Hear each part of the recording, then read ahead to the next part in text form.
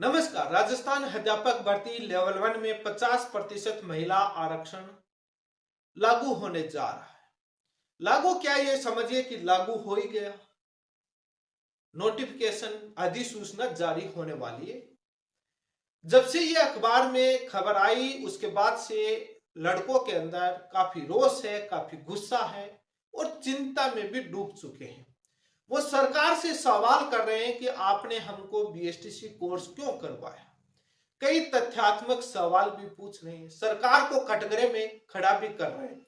लेकिन सवाल कई महत्वपूर्ण है। जब लगभग 12 महीने पहले जब इस 50% महिला आरक्षण की घोषणा हुई थी, तब सबसे पहले मैंने आवाज उठाई। तब कई नेता, कई लोग राय ले रहे थे, जनता से पूछ रहे थे। सबसे पहले मैंने आवाज बुलंद की थी और सरकार के खिलाफ बोला था। उसके बाद काफी धरना प्रदर्शन हुआ और राज्य स्तर पर, तहसील स्तर पर और सरकार को घेरा गया। आंदोलन, धरना प्रदर्शन, गिरफ्तारियां हुई और जमानतें मिली। लेकिन सरकार कुछ दिनों के लिए ठंडे बस्ते में डाला, लेकिन फिर से इसको लागू करने जा रही। बिहार के अंदर प्राथमिक शिक्षक भर्ती में लगभग 50% आरक्षण महिलाओं को है। वहां देख लीजिए क्या हालात है। लगभग 60-70% महिलाओं का चयन होता है। जब 70% हो जाता है तो क्या हो जाता है। इस वीडियो में क्या करना चाहिए, क्या नहीं करना चाहिए, क्या ज्ञापन देना चाहिए, क्या होना चाहिए, इन तमाम बातों को लेकर इस वीडियो में विस्तार से चर्चा करूंगा। युवाओं को काफी उम्मीद है मेरे से। वो इसलिए है कि बीएसटीसी बीएड विवाद का मामला जीता जागता उदाहरण उन्होंने देखा। हालांकि उनको मालूम है बहुत बाद में बहुत सारे लोग सक्रिय हुए। कई जमीनी हकीकत है। अधिकतर 50% से ज्यादा युवा उन कोचिंग वालों की रील में फंसे हुए हैं जो 20 सेकंड की क्लिप में ज्ञान देते हैं कि आपको एक सीट चाहिए, कोई धरना प्रदर्शन में फायदा नहीं, आपकी जिंदगी बर्बाद हो जाएगी। एफआईआर सरकार ने जो बना दिया वो बना दिया, सरकार पीछे हटने वाली नहीं। बने हुए कानून में कुछ नहीं होता। वो वही ज्ञान बीएसटीसी बीएड विवाद में दे रहे थे, वही ज्ञान आज दे रहे हैं। और उनका कोर्स खरीद लीजिए। उनको ये भी पता है कि सारे खरीदने वाले यही है। आएंगे 5 घंटे दिन में पढ़ाने, 20 सेकंड बोल के जाएंगे, गलत है। और युवा उसको कट करेंगे और सोशल मीडिया पर वायरल करेंगे। हम जैसे जो आवाज उठाते हैं उनकी बिल्कुल भी वायरल नहीं करेंगे। अधिकतर देखेंगे नहीं, देखकर चुपचाप निकल लेंगे।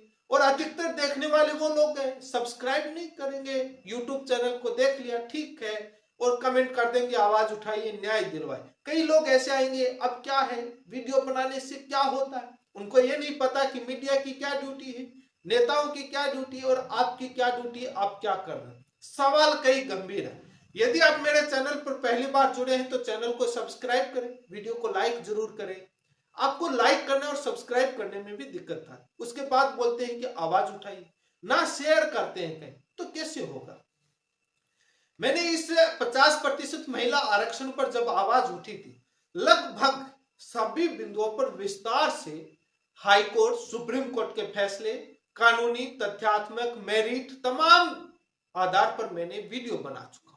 मैं नहीं चाहता कि उन पर दोबारा चर्चा करूं। आप मेरे चैनल पर जाकर वो वीडियो देखिए, डाउनलोड कीजिए और तमाम जगह शेयर कीजिए। बहुत सारे सवाल सरकार से किए, वो तमाम शेयर कीजिए। वो आपके हाथ में, आप कितना शेयर करते हैं। ये शेयर करना क्यों बोल रहा हूं, अभी अधिकतर युवाओं को मालूम नहीं। उनको जागरूक करना पड़ेगा, उनके अंतरात्मा को जगाना पड़ेगा। बहुत सारे ज्ञान देने वाले मिलेंगे, अपने को एक चाहिए, क्यों इस झंझट में पड़ रहा है। वो उसका परिणाम उनसे पूछ लीजिए। जब बीएसटीसी बीएड विवाद, जब कुछ ही मार्क्स से, पॉइंट से रहने वाले थे, तब किस प्रकार से जुड़े कि अब हमको न्याय दिलवा दीजिए। वही ज्ञान परीक्षा से पहले दे रहे थे, हमको एक सीट चाहिए, हम बीच में नहीं आए।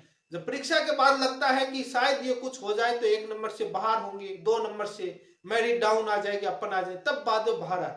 तब तक चिड़िया चुग गई खेत, उसके बाद पछताने का कोई फायदा नहीं हो। समय पर ना जगे, इसलिए जगाने का काम आप सभी करें। कुछ तथ्यात्मक सवाल राजस्थान के मुख्यमंत्री जी से। क्या राजस्थान सरकार ने यह 50% महिला आरक्षण लागू करने के लिए कोई एक्सपर्ट कमेटी गठित की? क्या शिक्षा के विशेषज्ञों से राय ली? क्या आंकड़ों का विश्लेषण किया? यदि ये किया तो पब्लिक डोमेन में डालो, पता चले। पिछले सालों की हुई भर्तियों का विश्लेषण। ये भी है कि जो एनसीटीई से मान्यता प्राप्त संस्थानों में जो डीएलएड कोर्स करवाया जाता है, वहां उस कोर्स में जो पुरुष जो डीएलएड करेगा उस कोर्स में कोई अंतर है, महिला जो डीएलएड करेगी उस कोर्स में कोई अंतर है क्या? दोनों में कोई अंतर है। जब मातृत्व भावना की बात सरकार बताती है महिला सशक्तिकरण की, तो मातृत्व भावना आपको प्राइमरी में चाहिए तो आपको एनटीटी भर्ती में और बाल वाटिका भर्ती में, प्री प्राइमरी में आपको मातृत्व भावना क्यों नहीं चाहिए? वहां 50% क्यों नहीं? वहां क्यों पितृत्व भावना चाहिए? वहां चाहिए तो आपको हायर और कॉलेज में 100% पितृत्व भावना करनी चाहिए, दादा तक की, ताकि ढंग से हो। सवाल यह है कि जब कोर्स में कोई अंतर नहीं है, इक्वली तरीके से पढ़ाया जाता है, सारे एक जैसा पढ़ाया जाता है, तो मात्र जेंडर के आधार पर इतना बड़ा भेदभाव क्यों? यदि यह है तो डीएलएड कोर्स जब करवाया जाता है उसके लिए प्री जब एग्जाम होती है तो उसमें 50% महिलाओं को आरक्षण क्यों नहीं? कोर्स तो कराओगे 70% को, यानी 30 या 33% ही महिला आरक्षण, बाकी पुरुष आ सकते हैं। नौकरी दोगे 50%, ये कहां का न्याय है? एडमिशन में भी तो देना चाहिए, वहां नहीं देंगे, प्री में नहीं देंगे, प्री प्राइमरी में नहीं देंगे, डायरेक्ट वहां चाहिए। क्या ये देने से, डायरेक्ट नौकरी में देने से आर्टिकल 21A का वायलेशन नहीं है? ये क्यों नहीं है? ये क्यों है वायलेशन? क्वालिटी एजुकेशन के साथ छेड़छाड़ हुआ, क्योंकि कंपटीशन कम होगा। यदि 50% महिलाओं को आप डीएलएड कोर्स करवाएंगे तो भाई उनमें कंपटीशन तो होगा। महिलाएं कोर्स करेंगी 30 या 33% और वो एडमिशन पार करके 35-40, और नौकरी देंगे आप 50% को और लगेंगे ज्यादा 50 से 70% के बीच में। तो कंपटीशन डाउन करना, मेरिट को डाउन करना और क्वालिटी एजुकेशन के साथ छेड़छाड़, क्या जॉब देना एजेंडा है? सुप्रीम कोर्ट अपने बीएसटीसी बीएड विवाद के फैसले में कहा है कि जॉब नहीं, क्वालिटी एजुकेशन के साथ छेड़छाड़ नहीं होनी चाहिए। आरटीए 2009 में क्वालिटी एजुकेशन को लेकर कोर्ट कई बार चिंता जाहिर कर चुका है। तो मेरिट डाउन करके, कंपटीशन कम करके क्वालिटी एजुकेशन के साथ छेड़छाड़ नहीं है। बाल वाटिका एनटीटी में क्यों नहीं? तो ये तमाम सवाल सरकार से हैं। क्या ऐसा नहीं है कि किसी भर्ती में नहीं, सभी भर्तियों में लगभग 30 या 33% अलग अलग में है। आंगनवाड़ी, महिला सुपरवाइजर, एएनएम, इन सभी भर्तियों में 100% महिला आरक्षण है। महिलाओं के लिए पोस्ट, कभी पुरुष ने नहीं कहा कि हमको एएनएम बना दीजिए, हमको महिला सुपरवाइजर बना दीजिए, हमको आंगनवाड़ी में लगवा दीजिए, कभी नहीं कहा। वो 100% है तो कुछ हिस्सा तो छोड़िए। दुष्परिणाम सामाजिक तौर पर आए तो हालात गंभीर होंगे, ग्राउंड स्तर पर पता करोगे। मुख्यमंत्री जी को, सरकार को एक बार वेश बदलकर जनता में जाना चाहिए कि शादी करने के लिए क्या होता है सिस्टम, लड़की वाले क्या मांगते हैं, लड़का नौकरी लगा हुआ है क्या, मास्टर है क्या? अब लड़का मास्टर कहां से आएगा? 50% तो वो दे रखा है, ऊपर से वो मेरिट पार करके 60-70% वो हो जाएंगे, तो कहां से मिलेगा लड़का? और उनका पैसा क्यों बर्बाद किया? तो मैं महिलाओं के विरोध में नहीं, जितना मांग 33% कर दीजिए, 30 है 33 कर दीजिए, वाजिब है, सही है। या बाद में पूरा 100% उनको कर दो, बंद ही कर दो ना। कोर्स क्यों करवाते हो? ये सारा सिस्टम ही बंद कर दो, मात्र राजनीतिक एजेंडे के लिए, वोट बैंक के लिए। यदि इतने ही वो आप महिला हितैषी और सशक्तिकरण है, कैबिनेट के अंदर महिला सशक्तिकरण करो ना, मुख्यमंत्री की सीट पर करो ना। वो आला कमान को कहिए कि पहले प्रधानमंत्री, गृह मंत्री वाली सीट पर महिला सशक्तिकरण करें और बाद में जहां जहां बीजेपी पार्टी की सरकार है वहां पर कैबिनेट और मुख्यमंत्री की सीटों पर महिला सशक्तिकरण करिए, उनको आत्मनिर्भर बनाइए, उनके रोजगार में ग्रोथ कीजिए, ताकि महिलाओं में और जोश बढ़ेगा। राजनीति में सबसे ज्यादा आएंगी कि महिलाएं तो मुख्यमंत्री बन गई, अपनी वाली सीट पर कोई नहीं करता। ज्ञान नीचे देना, गुड़ खाए गुरु और चेला खाए शक्कर, कमाल की बात है। सरकार को तमाम जो 50% से ज्यादा महिलाओं को आरक्षण देना है, तो विधानसभा में जो तमाम जो पुरुष जीत कर आए बीजेपी को उनका ले लेना चाहिए इस्तीफा, उन पर महिलाएं जितवाई। तमाम बेरोजगार लड़के आपके साथ होकर उन महिलाओं को जिताकर विधानसभा में बैठाएंगे। उसके बाद पूछेंगे कि ऐसा लगा 50% महिला आरक्षण है, लेकिन अपने वाली पर कौन है। घोषणा करेंगे चुनाव के समय, परिसीमन करेंगे आगे भविष्य में, तो ये भी भविष्य के लिए 10 साल के लिए टाल दीजिए कि आगे जब प्री में करेंगे, कोर्स में करेंगे, तब जाके लागू करेंगे। लेकिन यहां तो हाथों हाथ चाहिए। तो युवाओं से मेरा इतना ही, जो तमाम चीजें आप जानते हैं और भली भांति आप मालूम है कि क्या हो रहा है, लड़कों के साथ ये बहुत अन्याय है। और कई तरह के छात्र जो मैसेज लिख रहे हैं, आप एक बार मेरे YouTube चैनल के नीचे जो मैंने पोस्ट डाली, वीडियो डाला, उसके नीचे कमेंट पढ़ लीजिए, पता लग जाएगा कि युवाओं में कितना रोष है। सोशल मीडिया सरकार को अपने प्लेटफॉर्म चेक करने चाहिए कि छात्र क्या लिख रहे हैं। यूपीएससी के जो ये रूल बना रहे हैं, जो राय दे रहे हैं सरकार के मंत्रियों को, यूपीएससी की परीक्षा में क्यों न 50% महिला आरक्षण दे दिया जाए। सारी जिला कलेक्टर, सचिव, मुख्य सचिव, प्रमुख सचिव, शासन सचिव महिलाएं होंगी, कितना अच्छा होगा। तब पता चलेगा कि कितना होता है जो रूल और नियम बनाने की जो सलाह देते हैं। लड़के भी एक्टिव नहीं है। मैंने कल एक वीडियो डाला, उसमें देखा कितने लोग देखे, क्या होगा। और पीछे भी जब मैंने आवाज उठाई थी, कितने लोग देखे।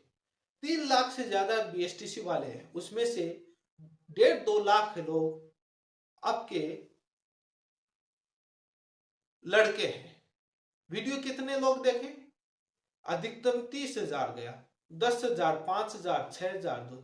उसमें से 500 लोग आंदोलन में नहीं आएंगे, 400 लोग। और कोई भी सरकार 400 लोगों से नहीं मानने वाली राज्य स्तर में। और ये पीछे जब आंदोलन, धरना प्रदर्शन हुआ, तब यही हालात थी जयपुर। ये आ जाएंगे, मुझे मालूम है। जब परीक्षा हो जाएगी, जब ये लगेगा कि मेरिट 130 जाने वाली है, 110 जाने वाली है और अपने 108 बन रहे हैं, तब निकल लेंगे, तब कहीं बुला लेना। लेकिन तब क्या फायदा होगा, और तब रोएंगे, तब कहेंगे कुछ कीजिए, हमको न्याय दिला दीजिए, हम फांसी खा लेंगे। वो अभी भी बहुत सारे जो पीड़ित हैं वो लिख रहे हैं बातें, लेकिन फांसी खाना, मरना कोई वो उचित कदम नहीं है। धैर्य रखना चाहिए, लड़ना चाहिए, संघर्ष करना चाहिए। ऊपर भगवान देख रहा है, न्याय मिलेगा। लेकिन अब क्या है, पटवारी की तैयारी में लगे हुए हैं। पटवारी में कर लेंगे, अपने को 1 सीट चाहिए पटवारी में नहीं, उसमें 1 सीट चाहिए। पटवारी के बाद किसी और में लग जाएंगे। लड़कों को भी लेना देना नहीं है, रियलिटी है। और ये मैं देख रहा हूं, कल डाला मैंने, पुराना वीडियो डाला था, कितने लोग देखे, ये ग्राउंड स्तर बता रहा है। और कितने लोग सोशल मीडिया पर शेयर कर, और मैं सोशल मीडिया देख रहा था, उनके क्लिप शेयर कर रहे थे जो कोचिंग चलाते हैं, जो 10 सेकंड अपना कोर्स बेच जाए, वायरल हो जाए और लड़के अपना जुड़े रहे सहानुभूति के लिए। 20 सेकंड की उनकी वो क्लिप डाले, बाकी की नहीं डालेंगे।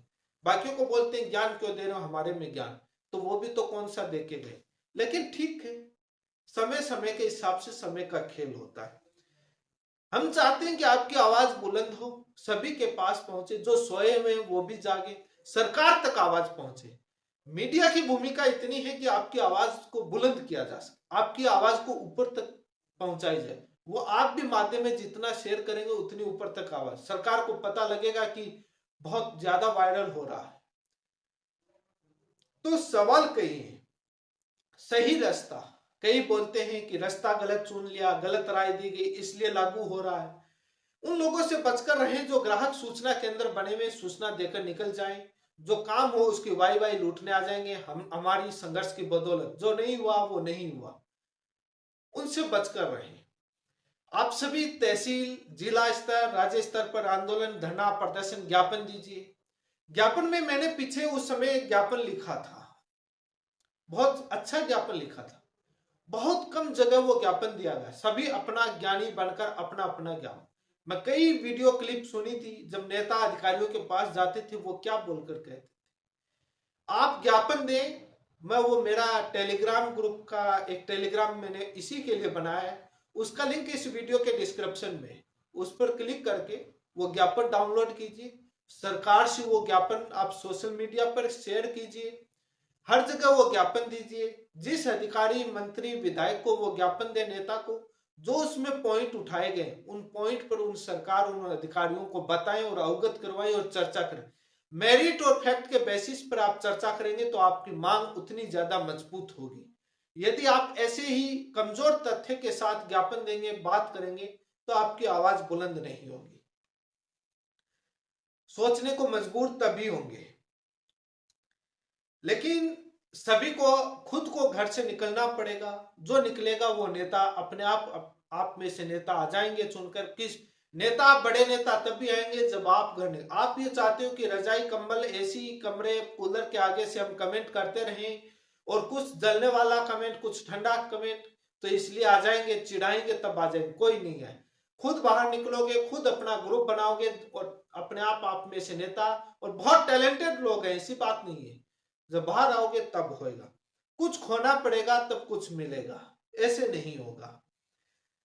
हमारे अकेले जागरूक करने से नहीं होगा, आवाज उठाने से नहीं होगा। सड़कों पर आपको निकलना पड़ेगा। तहसील स्तर, जिला स्तर से शुरू कीजिए, सोशल मीडिया आपके हाथ में शुरू कीजिए, तब जाकर के उसके हालात हो। मैं विस्तार से कानूनी, हाईकोर्ट, सुप्रीम कोर्ट, तमाम फैसलों को लेकर क्या हो सकता है, क्या नहीं हो सकता, कई वीडियो बनाए हुए, इसलिए आप वो देख लीजिए। बार बार उन पर चर्चा करने की जरूरत नहीं है। मैंने आपको राय दे दी। भर्तियों के जंजाल में उलझे ना रहे। आज पटवारी आई, पटवारी में नहीं हुआ, पुलिस में लग जाएंगे, पुलिस में, और बाद में 200-500 लोग लड़ने से कुछ नहीं मिलने वाला। ये पेपर आउट जब कांग्रेस सरकार के समय हो रहा था, उस समय आंदोलन क्यों नहीं हो पाता था बड़ा? कुछ उन नेताओं के गुमराह में हो जाते, वो नेताओं की मिली भगत होती थी, और छात्र सेकंड ग्रेड में नहीं हुआ, फर्स्ट ग्रेड में लग गए, पटवारी में लग गए, ग्राम से, और वो सारे पेपर बिक रहे थे, कोई एसआई में, पुलिस में, सारे बिक रहे थे, जेल प्रेमी, मन रक्षक। लेकिन नहीं, अपना इसमें नहीं हुआ, एक सीट चाहिए, उसमें उसी में लगे हुए थे। तो इसीलिए सरकार से कई सवाल हैं कि कमेटी गठित की तो उसकी रिपोर्ट, सर्वे, आंकड़ों का विश्लेषण किया तो उनकी लीगल ओपिनियन तमाम, या ऐसे ही अधिकारियों से करवाया, क्या एक्सपर्ट की राय ली, वो तमाम चीजें सरकार बताए किस आधार पर किया, और ज्ञापन का उनका मैंने आपको बता दिया। तमाम बातों पर बहुत सारी मैंने चर्चा, विस्तार, आवाज, क्योंकि 12 महीने से है तो बहुत बार आवाज उठा चुका हूं, तो वो मैंने आवाज उठाई दी है। आप स्वयं ग्रुप बनाएंगे, आप स्वयं सड़कों पर निकलेंगे, तब इसका समाधान होगा।